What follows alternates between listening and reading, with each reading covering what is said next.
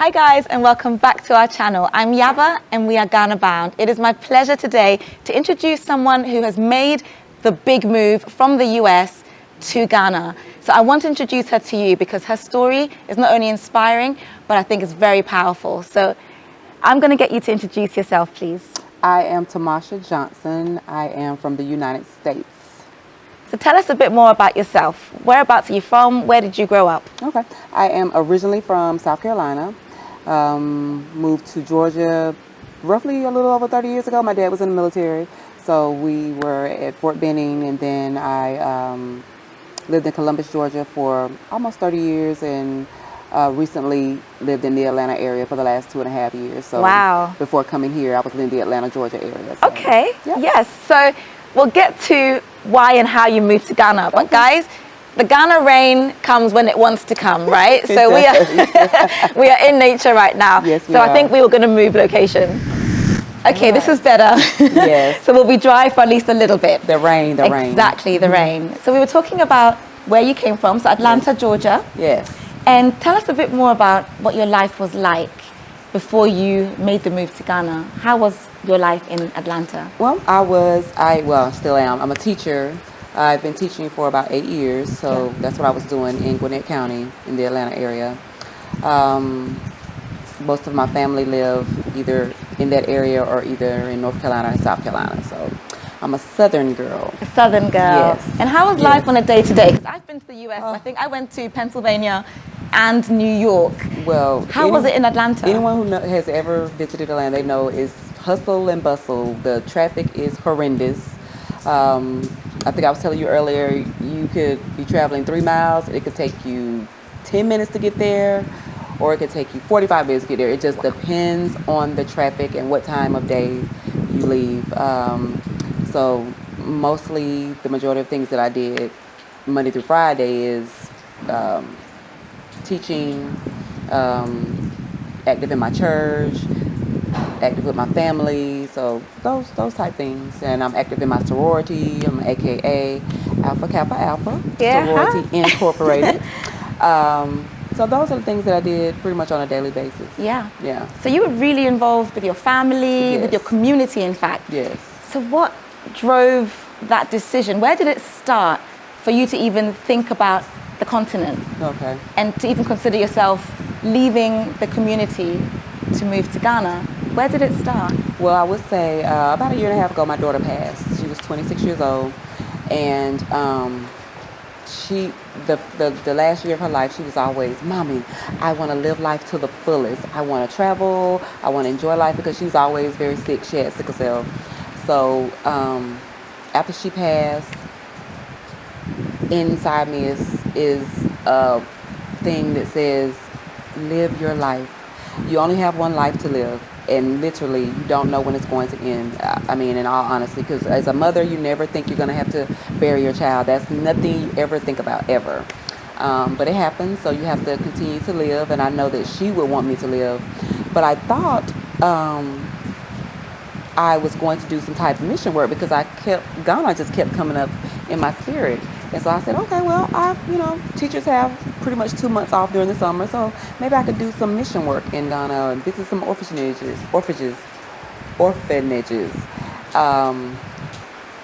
But it seemed like it was bigger than that. It just was, no, it's bigger than just visiting. It's bigger. There's something that you can really contribute there. I've never thought about Ghana. It just popped up because there are plenty of other places that I could think of to visit. I've traveled a lot of places, but there are plenty of other places that I could have thought of. But as I began to research my background, Ghana stuck. So I said, okay, well, let me start seeing how I can get to the continent. And I researched a lot, and that's one of the things. Before you come here, research, because United States and Ghana are two totally different places. They are not the same by no means. I mean, you can definitely live comfortable here. You can live similar to the United States, but just do your research. I would say that, yeah. Okay. Firstly, I'm so sorry for your loss. Oh, thank you. And to hear that it's from sickle cell is something that we as a community Yes. just need to talk about more. Yes. And that's why I'm highlighting even that, ourself, our daughter, she has a form of sickle cell. Okay. And I feel like, in a lot of our spaces, we don't talk about it. Yes. And to hear this as a mother, it's hard to, Yeah. Because it trickles, and of course, those of us of African descent, that is something prevalent in us. Yeah. I had the trait, and then my daughter had the disease, and so it just trickled into, she had the disease, and then of course she's susceptible to more things. So she ended up getting pneumonia and COVID. So it was just too much for her. Is already having sickle cell to handle. Yeah. Yeah. A Definitely. year and a half ago. Yeah, December will be 2 years. December 11th. So it's still will very be new. 2. Yeah. It's It's still a very daily new. journey as far as healing, because you have to live on. And I know her. She would have wanted me to do so many things. I can hear her sometimes here with me. Like, she's always in my heart.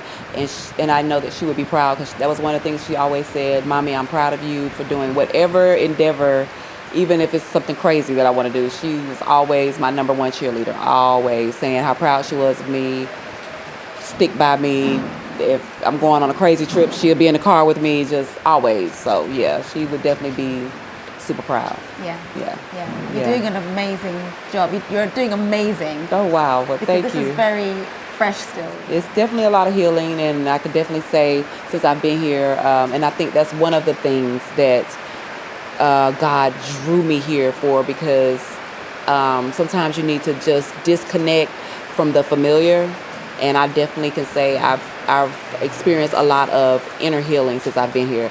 I've cried, ugly cried.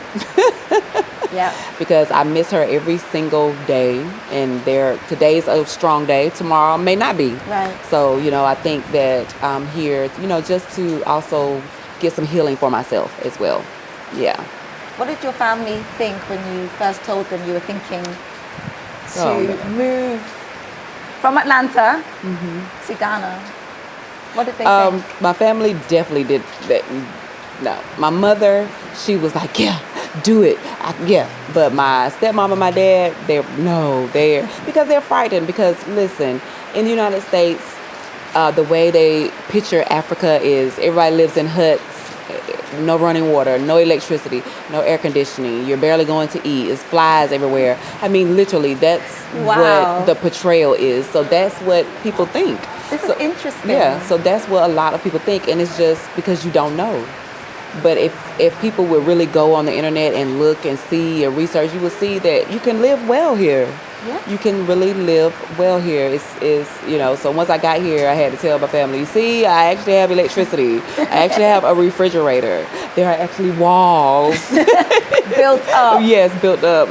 So what was different with you, especially if a lot of people had that perception about Africa? How come you didn't? Because I went and researched. And I think your channel was one of the first channels that I found.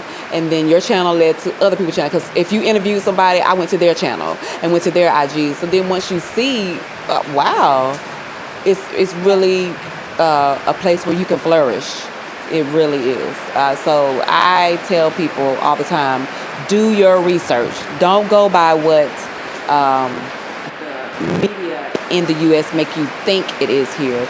Go on YouTube, go on Instagram, go on Facebook, because you will be able to see all the awesome things that are happening here. Yeah. I mean, if you desire to live just like you did in the U.S., you can have a similar lifestyle here. Or if you desire to disconnect and just live off the grid, you can do that here as well. Yeah. If you desire to be middle of the road, you can do that here. So it's like you pave your own path. That's right. Talking about people's perception. Yes. From the US, how they perceive Africa and Africans as well. I think it's a good opportunity to say that you have an Instagram and a Facebook group, I do, right? Where yes. you're documenting your journey. I am recording my personal journey. If you want to find me on Facebook, it is Tamasha Johnson. So my first name is Tomacia, and the last name is Johnson. And on my Instagram page, it is _TOKIE. We'll write all of _ Yes, please. We'll write it all down. Yes. So yeah, Yes. okay.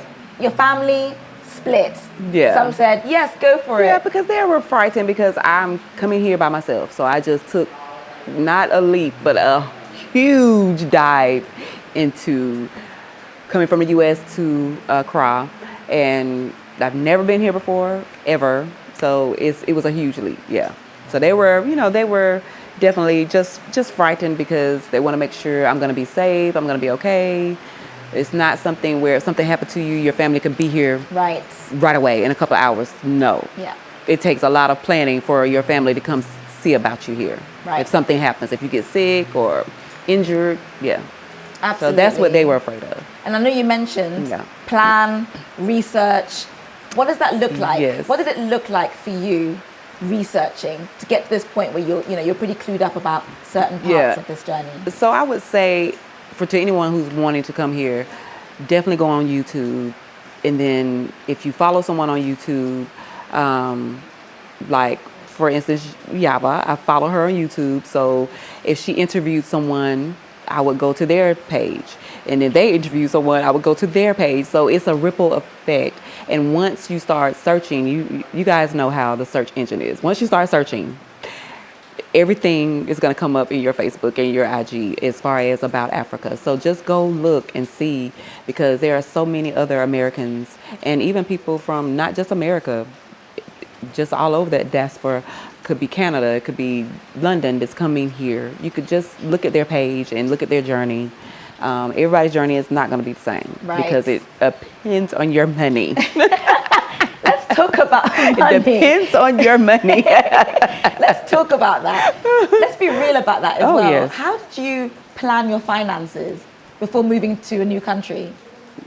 Yeah, I would definitely say if you're coming from the U.S., just make sure you have some money in the bank, and maybe have a side U.S. job that you're doing where you can have residual income, because you don't know what is going to happen when you get here. I accepted a teaching job here, and so I'm teaching, but I also have other things that I have from the U.S. It could be online teaching. You could do some tutoring here, which I'm getting into. So you just want to make sure that you have some money in the bank, because you don't know what's going to happen when you get here. What you thought was going to be set up when you get here, it may not be set up when you get here. So just make sure you have substantial amount of money. Don't move here with $10,000, because just the getting set up part, you would blow $10,000. Yeah. I mean, although the US dollar definitely goes further, converted to the CDs, I'm just saying, plan. I love it. I love your honesty and just be direct. I think we all need it. Yes. We need information. And if you want to live the exact lifestyle that you had in the U.S., you need to have some money. 20,000 and up at least, and then have some residual income coming in, if that's how you want to live. I already had conditioned myself mentally and emotionally that I may not have AC. I may not always have running water. I may not always have electricity. I may not always have internet. So I conditioned myself to be okay with those conditions. And those conditions have happened since I've been here. So you just have to make sure that your expectations are realistic when you move. Yeah. Unless you're rich. And I'm not rich. I'm a regular person, a regular teacher. So, yeah. That's really good to hear that as well, because budget does affect everything here. Everything. You can have the life where you have the hot water, the backup generators, but it comes at a bit of a premium here.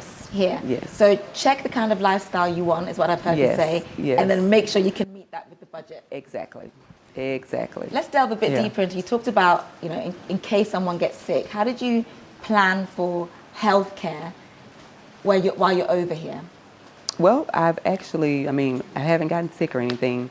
I think I've gotten like a little cold when I first got here, but I'm sure that was just adjusting from the climate in America and here. And I've gone to the dentist here, and it's cheaper here. I can say I've had some things done, so it's cheaper here. But like I say, I had some money saved, so I wouldn't say come with $2,000. That's not going to work. It's going to be gone in a couple weeks, because when you coming from trying to set up here, there are certain things you need. You need comforters, you want pictures, you got a grocery shop, and just getting a whole apartment set up for your comfortability, yeah, it's gonna take coins to do Absolutely. that. So you just have to be realistic and just watch a million videos. If you could follow several people who have, relocated, then, do that. Yeah. Accommodation. Yes. How did you find where to live? Well, I signed a teaching contract, so it came with accommodations. So I have a 2-bedroom apartment. I don't have air conditioning. I have fans.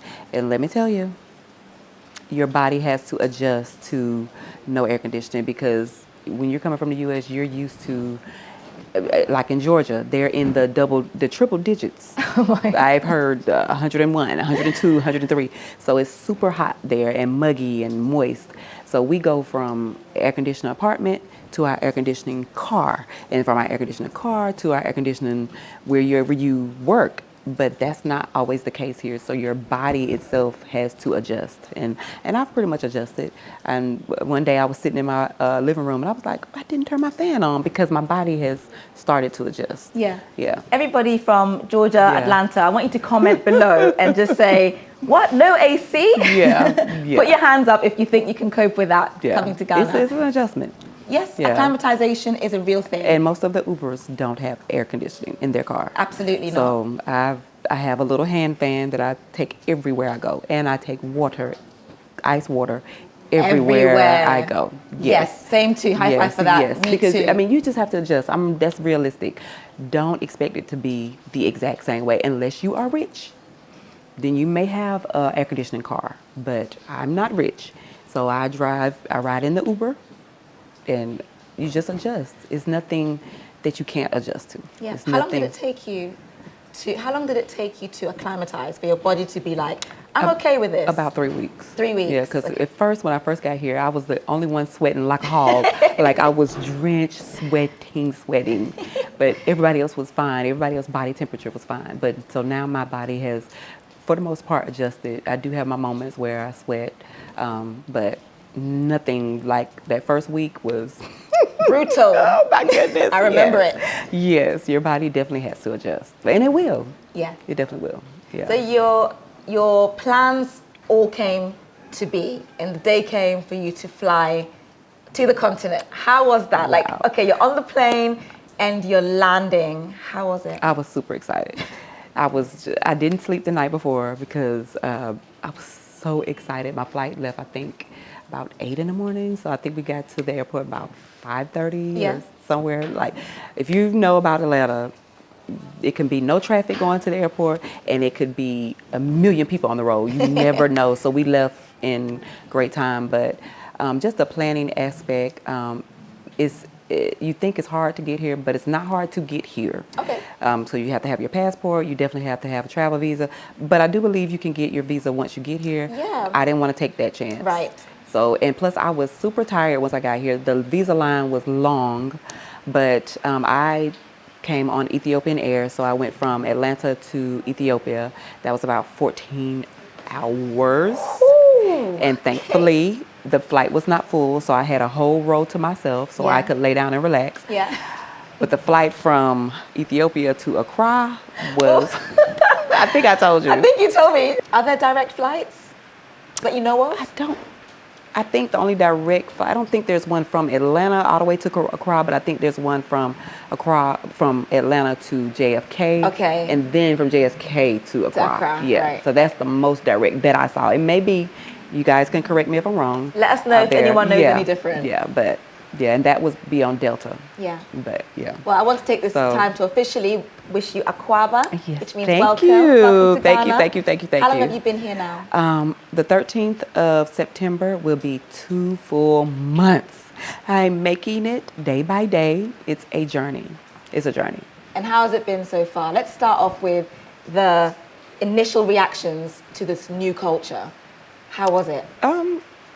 I guess I'm gonna say I researched so much, so I didn't have like huge up here expectations. Don't come here with that, because if you do, you're gonna let yourself down. Unless you're living, unless you have the coins to live like you want to in the U.S., you know. So I was fine with my accommodations as far as no air. I already knew because they already told me that there was no air conditioning. So I already knew that. So I conditioned myself to be okay with it.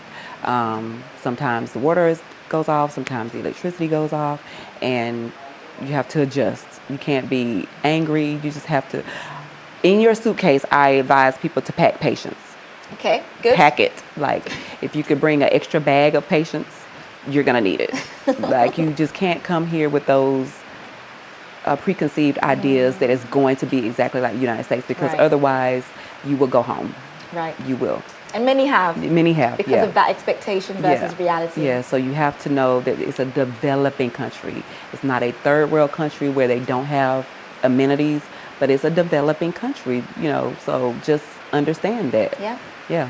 And when you came, the foods, is it much different to what you're used to? Were you able to access things that you were used to? Yeah, you can still access. I mean, you might have to go to a couple of grocery stores, and they have some American grocery stores as well. So I went and found grits, because I love grits. I went and found cornmeal, because I fried some fish one day, and I wanted my grits on cornmeal. So you can still eat same things that you had in the U.S. It may take a couple of stops, and again, social media. If you Google things, you can find things. Let's talk about grits, Yeah. because we get asked about grits. Like, this Okay. seems to be a thing here, Yeah. right? So those from the US need their grits. You said to me it was called something else here, and It's you were called searching. corn grits, and then also Semolina. semolina. It's supposed to be similar to grits. I haven't tasted it, but from what I understand by some other Americans, they've got that, and it's supposed to be similar to grits. But I was able to find corn grits, and it tastes just the same as a regular grits. So Awesome. Let's talk about the challenges. Yeah. Because that's what I think will support a lot of people who want to come here. Okay. And I know that you've come here by yourself. You are doing it. Yes. Right? What are some of the challenges that you faced? Getting around. So I Uber everywhere. So if you have the money to, because I don't live exactly in the city of Accra, I live on the outskirts in Pequasi. So if I'm going to the city, you got to take an Uber. I can walk around Pequasi to the market, so I'm in walking distance of different things. If I need to go and get tissue, paper towels, I can walk to get those things. Fruit, I can walk to get those things. But if you want to go in town to the mall, that's in town, you got to take an Uber. So just be prepared. Or if you have enough money to save where you want to buy you a little small car, if you're going to be here, I plan to be here for at least a year. So eventually I do want to get transportation, because right now, taking an Uber, it could be 30 CDs and it could be 80 CDs. So you just never know, because it really will depend on the time of day, the traffic. Yeah. Tell me a bit more about, that's definitely challenging. Yeah, that's how definitely, you've overcome that. So with transport, I remember a while ago, a few years ago, there was no such thing as Uber in Ghana. Okay. So it was only local taxis. Okay. So do you find that you can still reach like the places you want to go? Oh yeah, definitely. Okay. You can definitely go. And I use the Bolt app the most. Okay. Why is that? I find like I like the Bolt app response, and their prices are better. Yeah. And then also, everything here is relationship driven. So the second week I was here, one of the Uber drivers that I got, he was so friendly. He's the only Uber driver that has been very, very friendly as far as asking, where are you from? How'd you get here? Da, da, da, da, da. So I use him often. If I have several stops to make, I just call him. I WhatsApp him and I say, hey, are you available? Are you in my area? And he'll say yes. He comes every Sunday to take me to church, because I always have errands to run after church. And so he takes me around and he charges me a minimal fee, and so it's relationship driven. You've done a great job Yeah. just settling straight Yeah. in and covering all of those things. And also becoming a part of different Facebook groups. I'm a part of a Moving to Ghana Facebook group Yeah. that has a lot of people from the U.S. I'm a part of the African Diaspora Facebook group, so I have gone to some of their events. So you can't be an island when you come, Right. because you will quickly be homesick. Am I homesick? Yes, I am. Do I miss my family? Daily. I have almost packed my bags weekly to go back home, because I miss them. I miss my family. I miss my friends. I miss my sorority. When you come somewhere by yourself, you can't get around being homesick. You can't. A lot of people come with their husbands and their wives. I didn't have that luxury. I didn't have the luxury of coming with my kids. So I haven't married anyone who's Ghanaian. So I'm here. Yeah. Social Yep. life. Because Yeah. you talked about that. You know, you plugged into Facebook groups. Has Yeah. that helped you get a network of support? Yes, because I even met someone who is from New York. So we talk weekly. She goes to church with me, so we definitely have connected. You definitely can't stay here without being connected, Okay. unless that's the type of person that you are. Some people, they're okay living off the grid, but I'm very social, so I have to be able to talk to people, connect, and yeah, you're not gonna be able to stay here by yourself and be an island. That's no By way. yourself. No. No, I think, and the way Ghana works, it's very much, it's not just about who you know, but it's your community comes Yes. together to support you, because Yes. there aren't so many systems in place. Right. So you are each other's system. You really are. Literally, I have a problem. Can you Yeah. help? Yes. Where Yes. can I get this? Yes. There. Yes. And already you're being, a network Yes. for others who are coming. Yes, you because gotta research, yeah. find people who know where can you go to the doctor, where can you go get your teeth cleaned, where can you go buy grits. Like, you have to have people. What's my next step in getting my Ghana card? I got my Ghana card a couple weeks ago, so you need to know where can you go, and you need to know from a person who's done it, not from a person who is born and raised here, Right. but a person who's actually done it, gotten their Ghana card, gotten citizenship. You need to know all of that. Yeah, we are big on that, which is Yeah. why we do what we do. When you Yeah. first reached out and you said you were into teaching and where can I go to kind of school? Yes. You did the right thing. You reached Yes. out and we Yes. were able to, link you up. Yes. But it's that relationship that Yeah. helps, right? Yeah. So you mentioned about the reason why you came to Ghana. Almost 2 months in, are you fulfilling that calling? Do you believe it's the right thing to have done? Oh, definitely. Do I want to go home every week? Like, do I want to book a flight and go home and say, just forget it? Because it definitely can be easier in the U.S. because that's familiar. Right. So it definitely can be easier as far as but I believe that God put us here for different purposes. Everyone has their purpose and their journey. Yeah. And I believe that there's something for me to do here with the kids. It's something for me to learn here as far as my inner healing for myself, as far as my grief, losing my daughter. So you just have to find your purpose. And just don't be afraid, because fear keeps us from moving to a whole different continent. I tell people I didn't just move to a different country. I moved to a different continent altogether. So, but fear can make you say, I'm not going to do it. Fear can make you run home. It really can. Yeah. We're going to look back on this. Yeah. And you're going to go on some adventures. Yeah. And all because you were bold. Yeah. And you pushed fear aside and Yeah. you came regardless. Yeah. You're really And if you gonna got to achieve- cry, it's okay, because I Yeah. cry. I call my best friend and I'm going to cry on WhatsApp video with her. We cry, and they always say, just come home. But I haven't gone yet. So, I could be gone in 2 months. I could be gone in a year. You don't know what your journey is going Like to be. you said, a day at a time. But you have to be patient when you come. And I watched several videos about it. You can't be upset about how long it's going to take, because somebody can say, okay, yeah, I'll be there in 30 minutes to do whatever it is that you need. That 30 minutes could really mean tomorrow. So, I mean, it really could be. Truth. It's going to a restaurant. You're not going to get the exact same customer service that you would have gotten in the United States. So don't get upset. Don't be mad. Filling out a comment card, it's non-existent. So What's a comment card? yeah, like, what is that? That's about as realistic as a refund in Ghana. Right. We don't Like, do that. no. And then there are places that you are going to go here and you're like, whoa, the customer service is like 10. But you just have to know, you don't expect it to be like the United States. Just don't.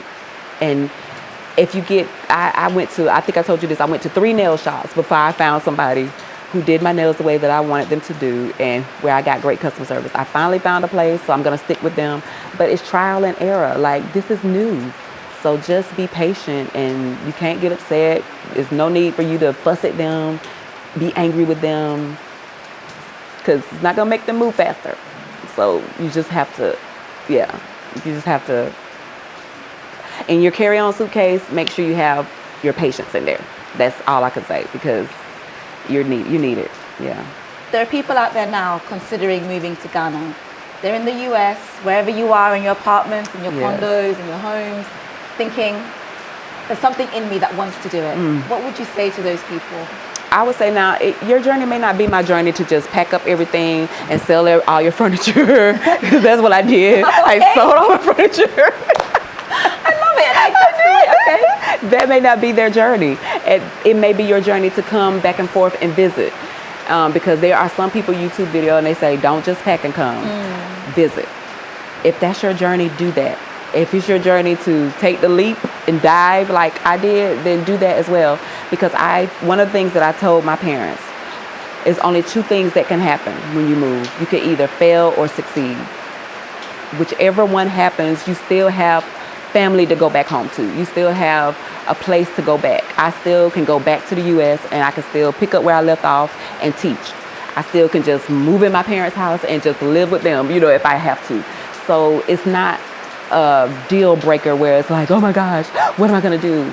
It's only two things that can happen, fail or succeed. And whichever one happens, it's okay. It is okay. That touched me right there. It is okay. I was prepared to fail. I was prepared to succeed. And either one, I'm fine with the journey. And I think you just have to be okay with it. Yeah. Powerful words. Yeah. And I think to definitely draw a line there. Thank you so much. Thank you. I know a lot of you will have questions for her. Yeah. Her details are in the description box below. We will put them there. Thank you for sharing.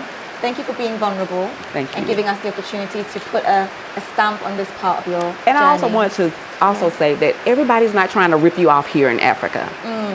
Because I met her through another person who I follow. I met Yaba through another person that I follow, Dr. Tashima, and it has been just a domino effect of getting to know Dr. Tashima, getting to know Yaba. So everyone is not trying to get money from you. Right. So I have no money to give. So they're, it's we're in it together. Yeah. Trust me, we're all on this journey. And you can't together. do the journey without taking a chance. Like, it's really, truly a leap of faith.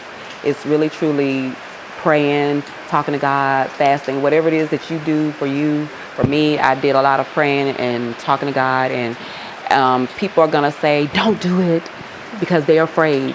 But if you know it's something that you have to do, then you have to take your journey. And you can't worry about the naysayers, because in anything that you do, when I became a teacher at the age of 43, people were like, oh my God, you're going to change careers? Because I had been at Blue Cross Blue Shield for almost 20 years, like 18 years. Like, you're changing careers? But it was something that I felt that I needed to, and I love teaching. So, but if I had listened to people say, don't change careers, I would have never taken the leap. So I always encourage people, take the leap. Great advice. Yes. Please start a channel and do motivational speaking, because we need you. We need you. Thank you again so much for sharing your journey with us. You're welcome. Thank you for having me. You're very welcome. It's our pleasure. And thank you guys for watching. Don't forget, her details are in the description box below. We'll put everything down there. For those of you who haven't yet, please subscribe. And if you liked it, like it, and definitely share this amazing journey with your friends and family. Thank you, and see you in the next one. Bye. Bye.